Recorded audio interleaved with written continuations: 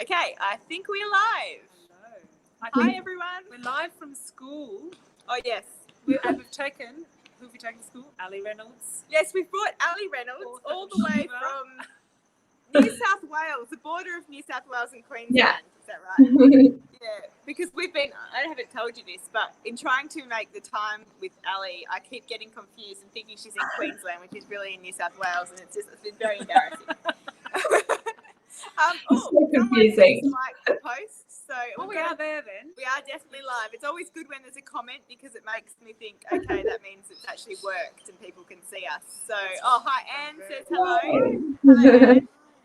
Do you want to introduce Allie, or do you want me to introduce Allie, or do you want to say where we are? Well, we're it's a very Australian school because we're at a school in Perth named after Bob Hawke, one of our prime ministers. And we've been learning about maths today. So Not my thing. we both thought we'd better spot up on some maths. And so we've been here learning maths. And so we thought we'd much rather come outside and talk to Allie Reynolds, who, as you all know, we did in our book club, and we all loved SHIVER. And we thought we would talk about SHIVER today with Allie. I've got Agatha Christie questions to ask. Yeah, and I'm very terrible. I have to admit, Allie, I have never read an Agatha Christie novel. Oh, wow. I don't know how that's even possible. I don't think you've even seen Agatha Christie. Yeah, No, Agatha Christie. I feel very ashamed. We'll ask you about that in a sec. I'm just going to quickly say hello. We've got Anne. Hello, Anne. Hi, Tracy. Hi, Kim. Hi, Kelly. Hi, Cassie. Hi, Yvonne. Lots of people watching. So yes, we've got the wonderful Allie Reynolds who wrote SHIVER. It's your debut book, isn't it? I'm pretty sure. Yes. So thank you for joining us. Sure, thanks so much for having me. As Anthea said, we're kind of in a weird location, so hopefully it all works. And sorry for any traffic noise. But yes, you read the book first, didn't you? I did read the book, and I made a mistake, Allie, of being very old and reading the book a long time ago. Because when we came to talk about it at book club, I remember what I thought was a big twist. And there were so many twists in this that actually there were three of us talking. Fiona Palmer, Rachel, and I were all talking about it on Boxer. And I was saying, and what about the big twist? And we went, oh, yes. And we all made a different twist. So I think you did really well with that, because I loved the final demise of Saskia, but it wasn't what Rachel had pinged as the big twist herself. So I think it was a great fun read, because for me it was such a classic murder mystery, and I loved the idea of just a few people in a locked room, but in an area or an old house or wherever it's going to be, cut off by, I suppose, a classic or a storm or whatever. So I loved that setup, and I really loved the setting, and I loved all those characters, and learning about their pasts was just fascinating. So it was a great fun read. I read it in a day. Loved it. You did read it in a day, and I actually read it, I think, in 2 days. Okay. Which is pretty good, because I'm a pretty slow reader. It did mean, because I cranked through it, by the time we came to book club, though, I had to say to Rach before we went, hang on, there were so many characters, and I read it so quickly, I'm now feeling confused. So Rach has got me back up to speed, because I remember the big twist, and I've gone, but hang on, which of the guys did the thing? So she's re-explained it to me. We should just say, quick warning, everyone who's a member of the book club knows this, but we might let slip spoilers in this, I was about to call it a podcast, not a podcast, in this interview live chat. So we may have any spoilers. And please, there's a lot of people saying hello on the side there. I know. And a lot of people saying, loved it. Really loved it. So I think pretty much everyone in the book club really enjoyed it. If anyone wants to ask Allie any specific questions, Anthea and I have a few, but please type them now. Also, some noise. We can't see everyone's comments. A lot of people it says Facebook user. So I'm just letting you know, if you want us to know who you are, you need to go to streamyard.com/Facebook and approve Facebook to show you. But somebody has said, or everyone's saying they love the book, and someone said they're looking forward to your next book. So we'll be trying to ask you about that. But yes, did you want to? We would like to know, where did you get your inspiration for the book? What was the first and scene? how long ago did you start thinking about SHIVER? So I I was a freestyle snowboarder a long time ago in my early 20s, so more than 20 years ago. And ever since then, I wanted to set a novel in the snowy mountains because I was just obsessed with that icy white world. And I thought it would be a really great setting for a novel. So ever since then, I was trying to write a novel. For 20 years on and off, I was battling this storyline and it couldn't quite get it right. So I put it aside. That feeling.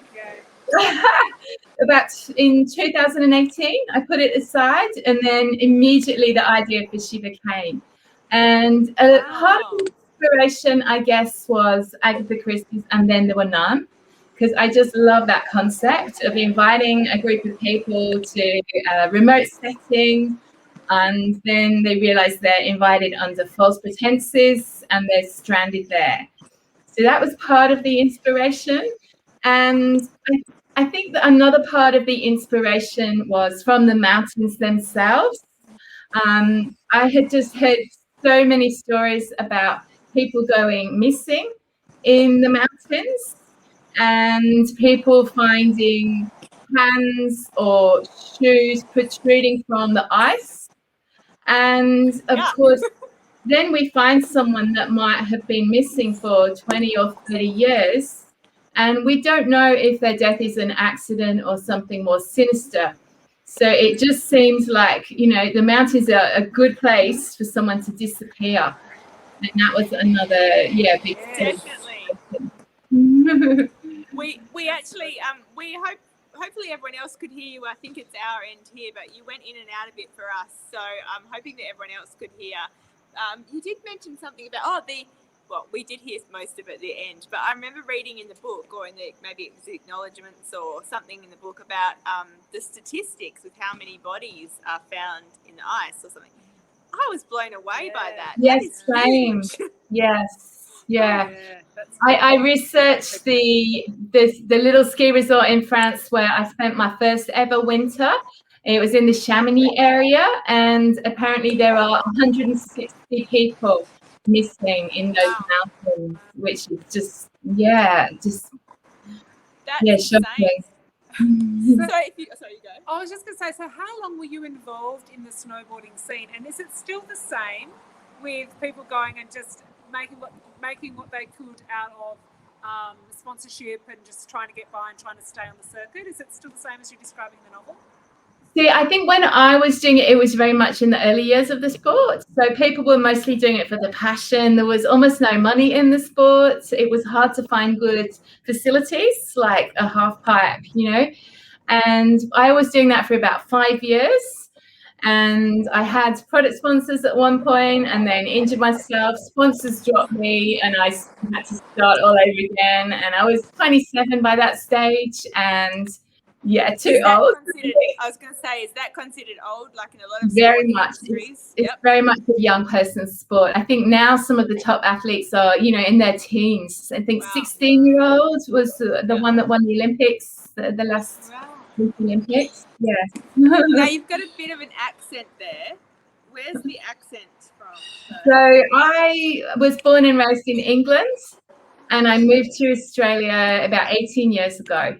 Okay, I just wondered because obviously Australia, unless you're in parts of Victoria, very small season in Victoria. Yeah, to Europe. There's not much, snowboarding and skiing probably as much. I don't know anything about it. Let's face it. Yeah, but I haven't seen the snow for 20 years.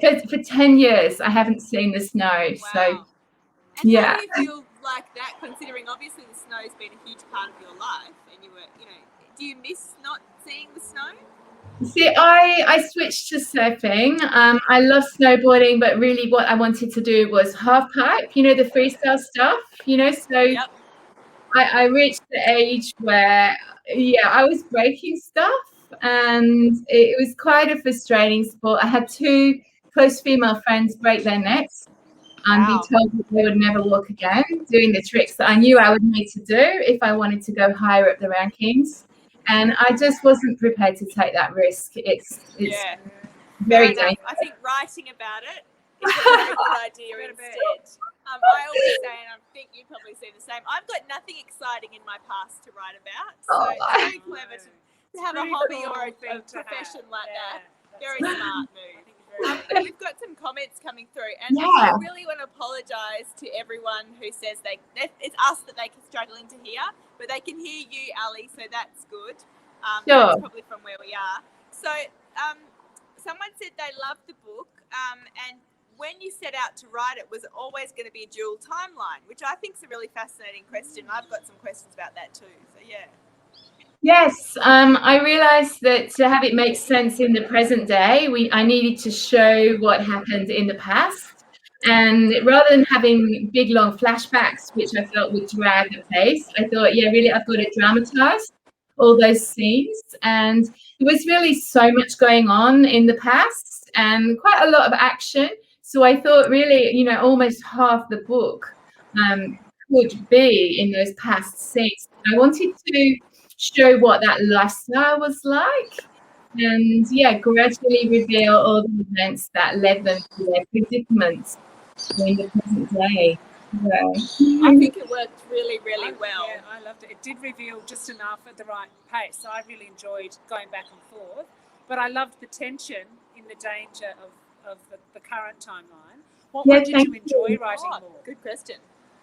I loved writing the snowboarding bits, but there was definitely a danger that because I loved it, I would go overboard on it. And my agent and my publishers were very aware that most readers would not have snowboarded. They might not be even interested in snowboarding. They might have never been to a ski resort. So they kept splashing back the snowboarding, which was painful, but it was definitely the right thing to do. Yeah. So I hope I got a balance. I think it's just the right amount.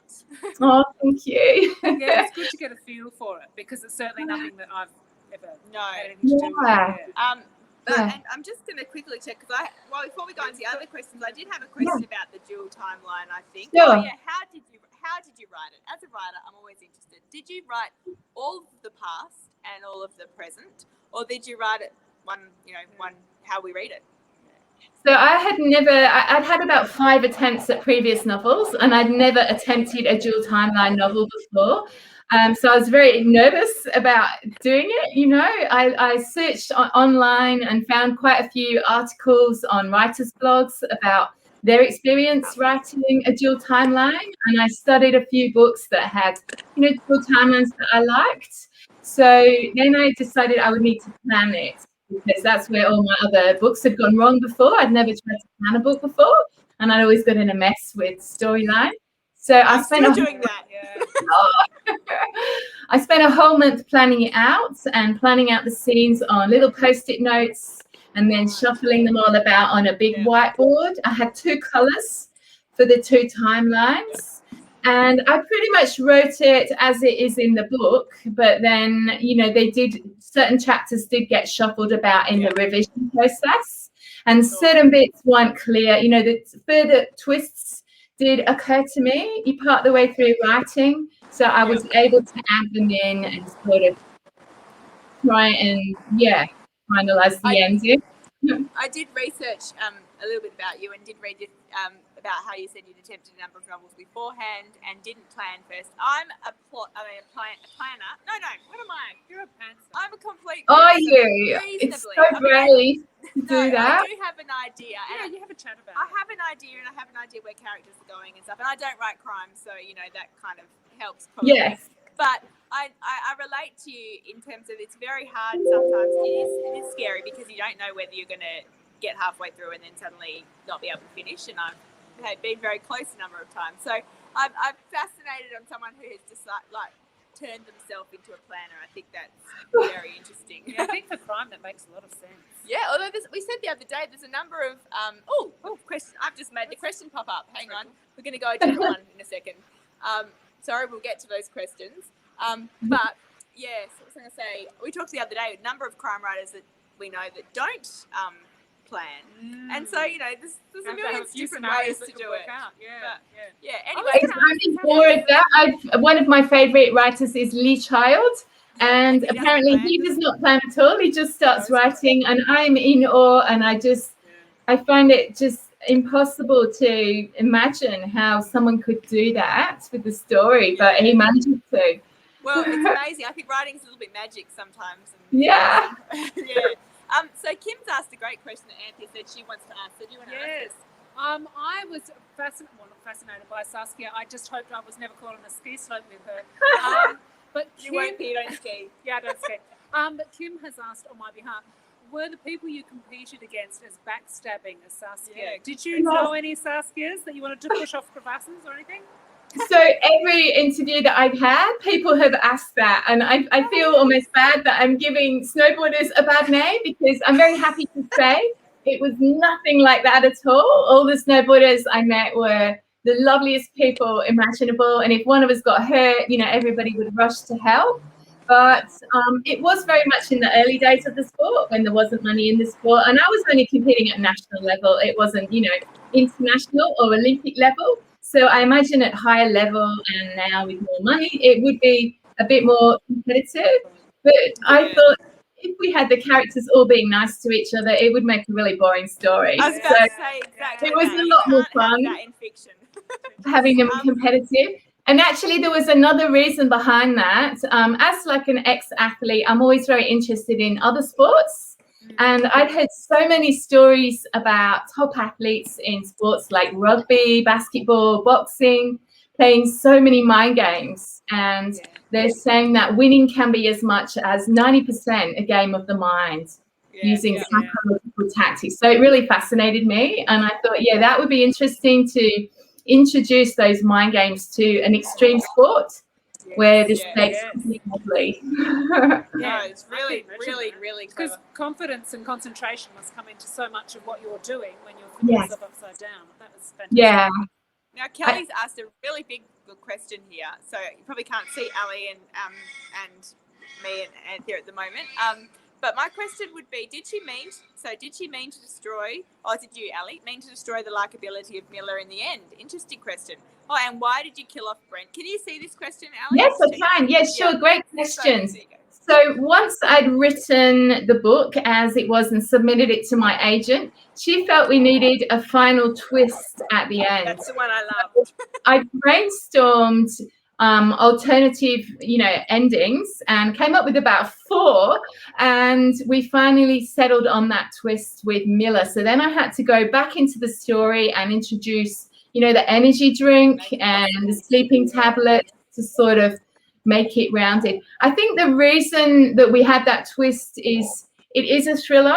We're marketing it as a sort of thriller, and the readers, they don't really want, I would imagine, my agent and publishers imagine, they didn't want too much cuteness or sweetness. And I'm hoping also that the reader could see that Miller didn't do the right thing, but she was led to it by the events that happened until then. And perhaps it was something she regretted straight afterwards, but there was a reason behind it.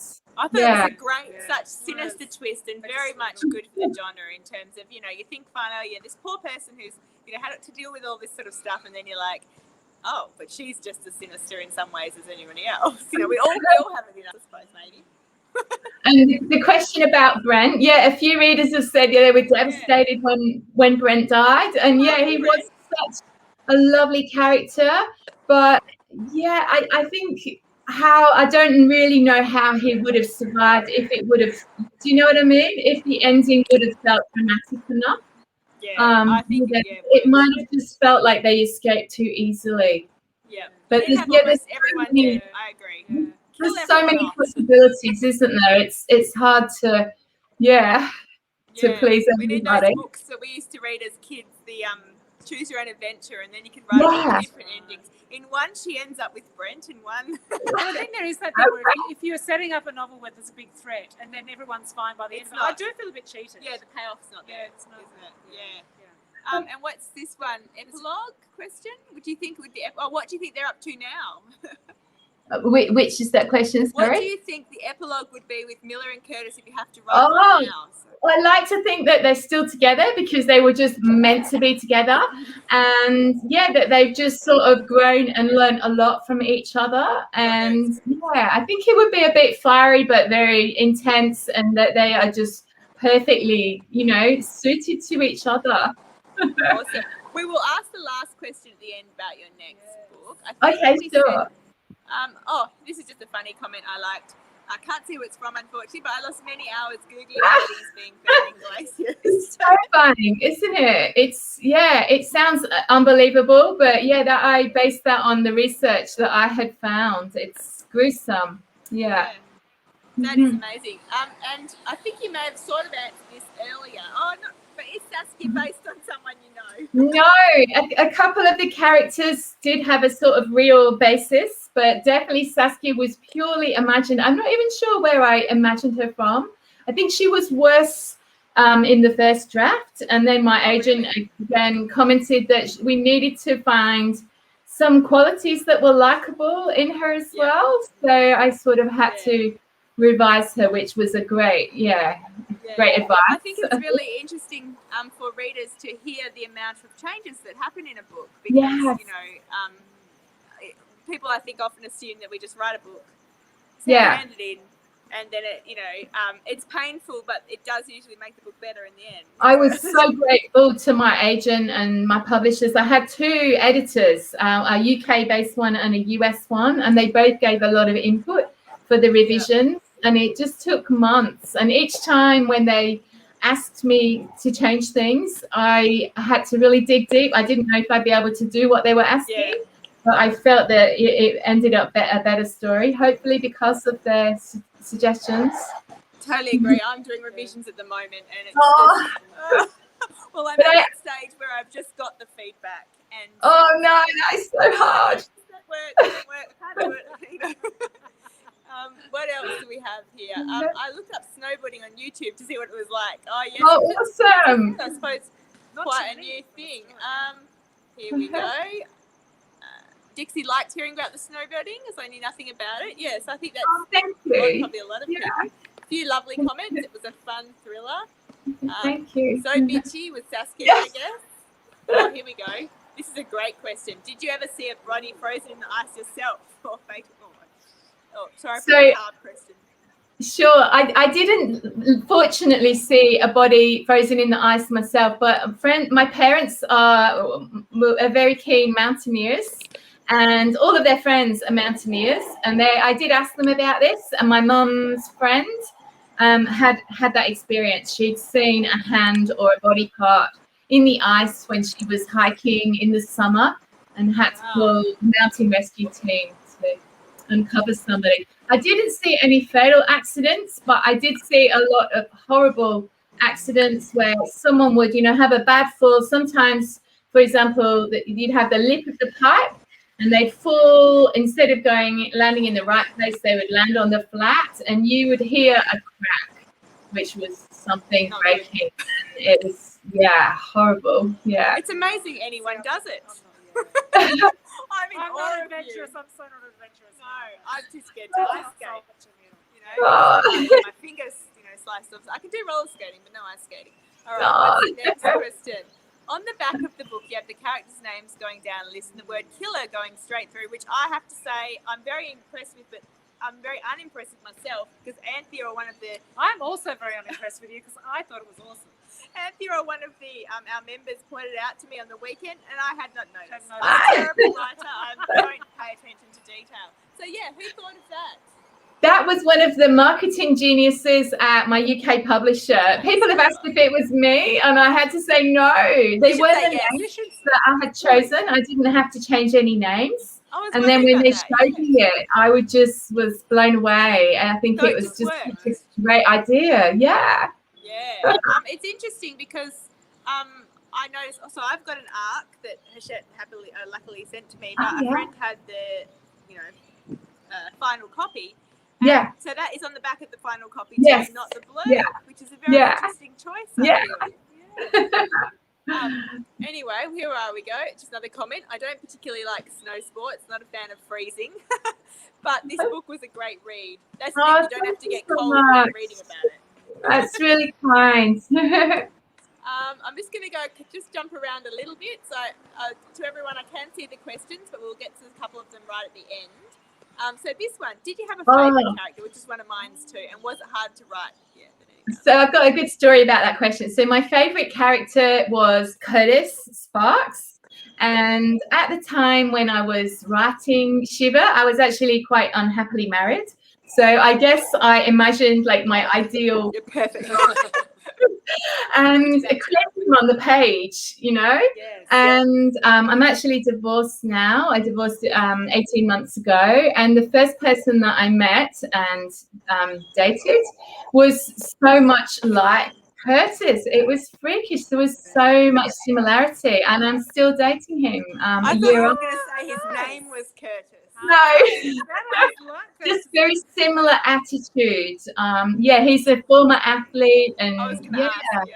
yeah. Sounds like you're perfectly compatible. I think we need to pay attention to what we're writing next, Rachel. Yeah, but It's unfortunately, like I was about to say unfortunately we're both married, but I meant like you can't recreate a character. Okay, there's a book, isn't there, about like the power of now? Is it something like that, where you have to, you know, imagine something and the universe will deliver? I keep visualizing, you know, books made into movies. It's not happening. Oh, but you have do you want to talk about your situation? What's going on? We believe it's coming to the screen. Is it big or small screen, or what's going on? Yes. So the TV option sold really quickly straight after that. I got the book deal, and it is a UK production company. They are former BBC, and they would like to turn it into a 6 to 8 part TV series. Awesome. So, we can't wait to watch that. I'm hoping it will happen. Yeah. Super. Good luck. Now, Anne says she thought the back was fantastic. Thank you. Mary says Curtis was an interesting character. Everyone really, Cassie agrees. She loves the back of the cover and thought it was good that Allie didn't have to change names. Yes, that's. But you know, I think that's a bit that magic, the magic of writing. Obviously, you know, there's some bigger thing at play maybe that you know chose the names for you. This is a question I get asked a lot. I'm sure you do. How do you choose the names of your characters? I hate choosing names. I originally had quite different names for the characters, and I've got a really good writing group of friends, and one of them is always really good at naming them. So she always picks out the reasons why my names are not good. Things that I've never thought of, and she comes up with better ones. But I think in this case, I was so sick of coming up with character names from the past that I called them A, B, C, D. Oh, really? It's partly one reason why we have Brent and Curtis and Dale, because they were B, C. I love it. That's awesome. That is.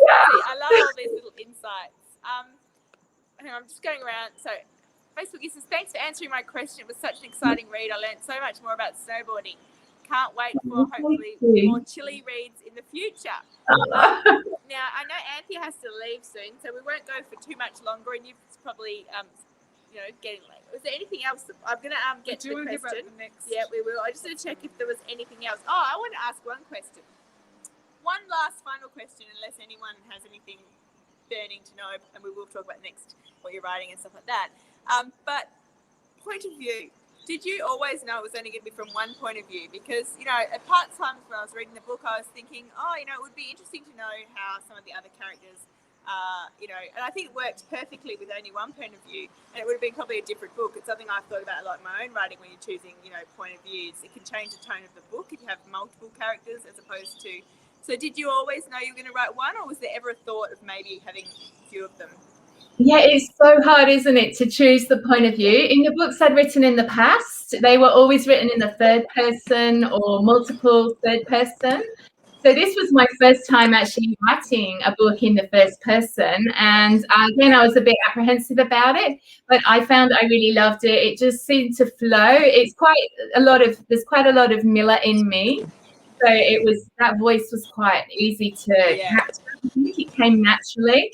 And with it being a locked room mystery, if I had shown the other characters' points of view, I think the danger would have been we might have known that they didn't do it, or it would have been very hard to keep it secret about if they were innocent or guilty, because they wouldn't know what they did, or they wouldn't know, and then they were not guilty. So, but I'm writing my next book now, and I'm having a big dilemma about point of view, because I do want to show some more points of view.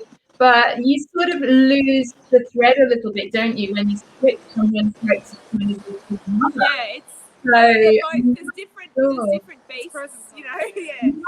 It takes you out of the story, and I'm not sure. You don't want to repeat things in one person's point of view, and then have the same thing in another. But so there's a lot of things to consider.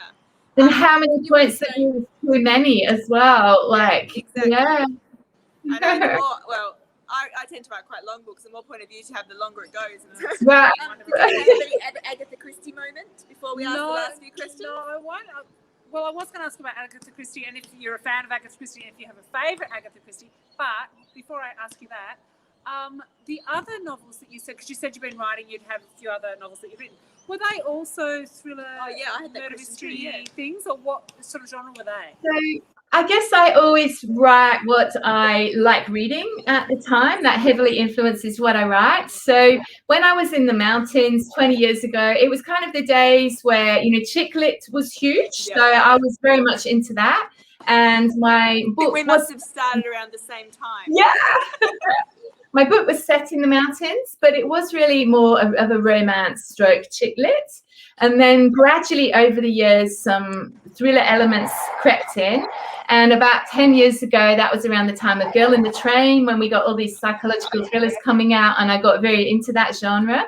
So it became more and more of a thriller, the book I was writing. I had 2 or 3 other novel attempts in the meantime. And again, they were quite romancy chick lit, and I love reading romance, so I hope very much to try writing one day. You have those elements in there with Miller and,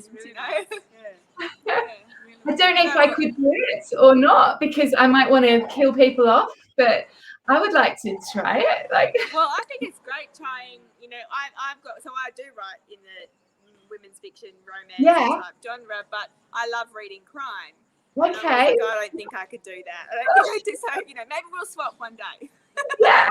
We'll just have a couple more questions quickly. Sure. Kelly said, if you're okay with that, Allie, you've got. Kelly said, do you have any input in the production of the TV series, e.g., who plays it, approving changes, etc.? So it's written into my contract that I would consult on the script, but I've got no background or training in screenwriting. So I think really I would be just consulting mainly on maybe the snowboarding aspect and the dialogue, and trying to make that seem authentic. And I think I would leave the storyline up to them. And it seems that sometimes when they make TV or film versions of a book, it's quite similar to the book. I've heard about Behind Her Eyes. I've only watched half of the TV series yet, but some friends have said, it's very much based on the book. It's very similar. But then I think other movies or TV series. Completely. Some of them, really different. Yeah. So, it's really hard, isn't it? However, you're happy with either? I will trust it up to them. I think they know more than me. And that's very wise. Same. I would definitely do that as well. Okay. Not that probably is ever going to happen to me, but we can only dream. This is a great question. Do you have any book recommendations? Books you've read lately that you love? Yeah, sure. So I've really loved a lot of snowy, icy set books lately. There seems to have been quite a lot coming out. I really love Sarah Pearce's debut. Yeah. Oh, did you? Yeah. I love Sarah Pearce's debut. The Sanatorium. Have you heard of The Sanatorium by Sarah Pearce? Oh, yes. I really want to read that. I really enjoyed that one. I read the arc. I read another arc for one that's coming out next winter here, I think, which is called The Dark. And it's a locked room thriller set in Antarctica, where they have 24 hours darkness. So that was really good. That sounds very good. Lucy Clark, The Castaways, is coming out this month. And it's a thriller set on a Fijian island. So that's nice and sunny for a change. And And I think in some ways, I was talking about this with Brooke Bree, who is our admin in the group, and she's a book reviewer. And she just read your book. And we were saying that, in some ways, because the whole COVID pandemic situation, none of us are traveling. So, books in an exotic location is quite a good time. Good timing. I love our reading. All right. Well, there's a couple of. We'll let you go in a second. I'll let Anthea go because she's got to go do mum duties. But there's one. A few people have asked. So I'm just going to try and find the question so I can put it up. And I was obviously going to ask two. Golly, where is it? Hang on. I can't even find the questions. But basically, a lot of people have said, and I don't even know how to get rid of this one. Anyway, we're going to keep that question on there. What are you writing next? Oh, here we go. Let's put this one up. Is your next book in the same genre? And have you got, how's it going? Whatever you want to tell us. I know sometimes people don't like to talk too much about what they're writing about, so whatever you're willing to say. Sure. So, yeah, I had a 2-book contract. So my next book is a thriller, and I hope it's got a similar feel to Shiver. Like, we've got a small cast of youngish characters in an isolated location, but it's a very different setting. We're going to a remote Australian beach. Sounds good. Awesome. Well, I'm sure everyone here will be reading it. Thank you for... Yeah, thanks so much for your time. We loved Shiver. We had great fun with it. And Thank you very so good much at working out who done it. Anthea's saying I'm usually very good at working out who did it.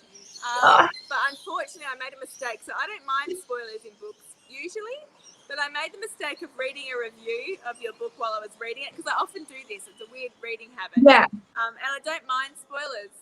But I wish that I didn't find out this one, because I think it would have been, liked to have seen how you did stuff. Well, that's the good thing about finding a spoiler and knowing that, because then you can look for clues and things like that. So I quite like that from a writing angle, but I think I would have just liked to enjoy the writing. Yeah. I don't know if I would have picked this one or not.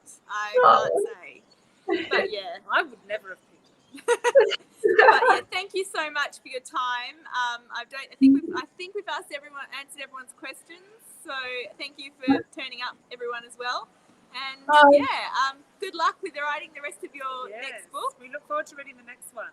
Yeah. Thank you so much for having me as your book club pick. And yes, thank you so much to all the readers and all the lovely comments that I'm seeing as well. I really appreciate it. And thank you. Appreciate your time. I'll see you later. Okay.